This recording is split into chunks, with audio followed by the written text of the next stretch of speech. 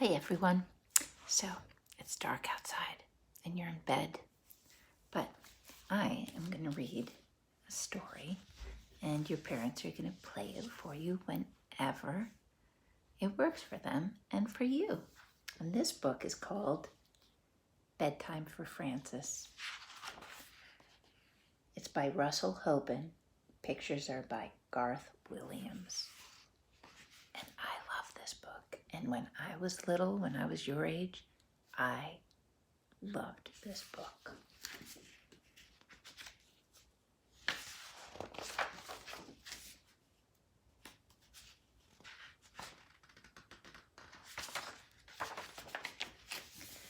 The big hand of the clock is at 12. The little hand is at 7. It is 7 o'clock. It is bedtime for Frances. Mother said, "It is time for bed." Father said, "It is time for bed." Frances said, "I want a glass of milk." "All right," said Father. "All right," said Mother. "You may have a glass of milk." Frances drank the milk. Do you know what Frances is? She's a badger. "Carry me to my room, Father," said Frances. "All right," said Father. "Piggyback," said Frances. So Father carried her piggyback to her room. Father kissed Frances good night. Mother kissed Frances good night. Frances said, "May I sleep with my teddy bear?" Father gave her the teddy bear. Frances said, "May I sleep with my doll too?" Mother gave her the doll. "Good night," said Father. "Good night," said Mother. "Did you kiss me?" said Frances. "Yes," said Mother. "Yes," said Father. She's coming up with a lot of things, huh? "Kiss me again," said Frances. Father kissed her again. Mother kissed her again. They closed the door. "May I have my door open?" said Frances. Father opened the door. "Good night," said Mother. "Good night," said Father. "Good night," said Frances. Frances could not sleep. She closed her eyes, but she still could not sleep. So she began to sing a little song about the alphabet. She made it up as she went along. Frances loves to sing. A is for apple pie, B is for bear, C is for crocodile combing his hair, D is for dumplings. Frances kept singing through E, F, G, H, I, J, K, L, M, N, O, P, Q, and R. And she had no trouble until she got near the end of the alphabet. S is for sailboat, T is for tiger, U is for underwear down in the dryer. Frances stopped because dryer did not sound like tiger. She started to think about tigers. She thought about big tigers and little tigers, baby tigers and mother and father tigers, sister tigers and brother tigers, aunt tigers and uncle tigers. "I wonder if there are any tigers around here," she said. Frances looked around her room. She thought maybe she could see a tiger in the corner. She was not afraid, but she wanted to be sure. So she looked again. She was sure she could see a tiger. She went to tell Mother and Father. "There is a tiger in my room," said Frances. "Did he bite you?" said Father. "No," said Frances. "Did he scratch you?" said Mother. "No," said Frances. "Then he is a friendly tiger," said Father. "He will not hurt you. Go back to sleep." "Do I have to?" said Frances. "Yes," said Father. "Yes." said Mother. Father kissed her. Mother kissed her. Frances went back to bed and finished her song on the way. She closed her eyes again. She still could not sleep.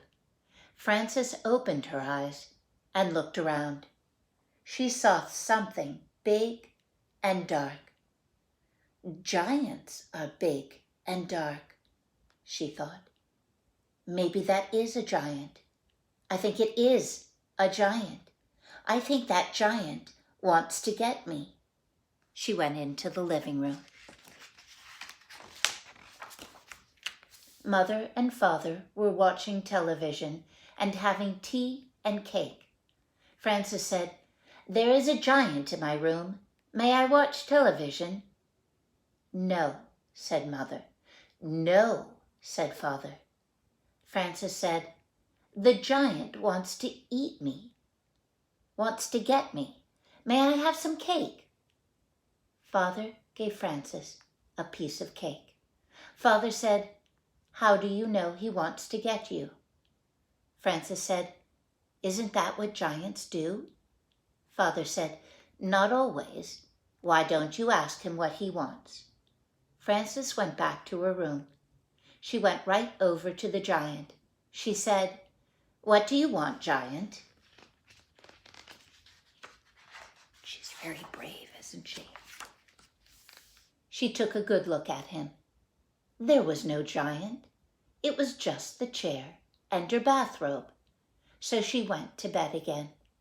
Frances was not very tired and did not close her eyes. She looked up at the ceiling. There was a crack in the ceiling, and she thought about it. When I was growing up in New York City, the reason why I loved this book was because there was a crack in the ceiling of my apartment, of the bedroom that I lived in, and it always made me think of this book. Maybe something will come out of that crack, she thought. Maybe bugs or spiders. Maybe something with a lot of skinny legs in the dark. She looks worried. Sometimes I'd be worried too when I was little. She went to get Father. He was brushing his teeth. Frances said, "Something scary is going to come out of the crack in the ceiling. I forgot to brush my teeth." Father said, "You brush your teeth, and I will have a look." Frances brushed her teeth.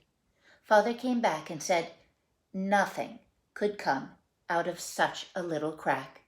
But if you are worried about it, get somebody to help you watch. You can take turns."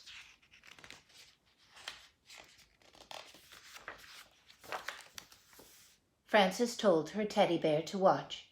They took turns for a while. Then Frances got tired of it and let Teddy do all the watching. Frances got up and went to the bathroom. When she came back, she was not sleepy at all.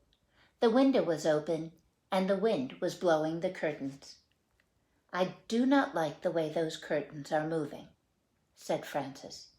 "Maybe there is something waiting, very soft and quiet. Maybe it moves the curtains just to see if I am watching." She went into Mother and Father's room to tell them. I keep waiting for her mom and dad to get upset. They don't get upset. I think that's why I love this book. They were asleep. Frances stood by Father's side of the bed very quietly, right near his head. My son Larson used to do that all the time, and it would scare me when I opened up my eyes and my son Larson was standing right there. She was so quiet that she was the quietest thing in the room. She was so quiet that Father woke up all of a sudden with his eyes wide open. He said, "Oomph!" Frances said, "There is something moving the curtains. May I sleep with you?" Father said, "Listen, Frances. Do you want to know why the curtains are moving?" "Why?" said Frances. "That is the wind's job," said Father. "Every night the wind has to go around and blow all the curtains." How can the wind have a job? Said Frances.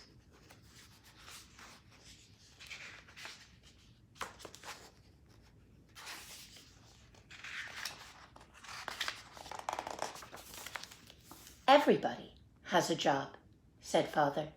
I have to go to my office every morning at 9 o'clock. That is my job. You have to go to sleep so you can be wide awake for school tomorrow. That is your job. Frances said, I know, but, Father said, I have not finished. If the wind does not blow the curtains, he will be out of a job. If I do not go to the office, I will be out of a job. And if you do not go to sleep now, do you know what will happen to you? I will be out of a job, said Frances. No, said Father. I will be told in a very firm way that I'm not being a good making good choices, said Frances. Right, said Father. Good night, said Frances, and she went back to her room. Frances closed the window and got into bed. Suddenly there was a noise at the window. She heard bump and thump. I know something will get me this time, she thought. She jumped out of the bed and went to tell Mother and Father. When she got to their door, she thought about it some more and decided not to tell them. She went back to her room. Frances heard the noise at the window again. She pulled the covers over her head. I wonder what it is. If it is something very bad, Father will have to come and chase it away. She pulled off the covers and stood on her bed so she could look out the window. She saw a moth bumping against the window. Bump and thump, his wings smacked the glass. Whack and smack. Whack and smack made Frances think of making poor choices, and all of a sudden she was tired. She lay down and closed her eyes so she could think better. She thought, there were so many giants and tigers and scary and exciting things before that I am pretty tired now. That is just a moth, and he is only doing his job, the same as the wind. His job is bumping and thumping, and my job is to sleep. So she went to sleep and did not get out of bed again until Mother called her for breakfast. The end. I love that book because I used to think about things like that all the time, and that book made me feel better about it. Lots of love, everybody. Sweet dreams.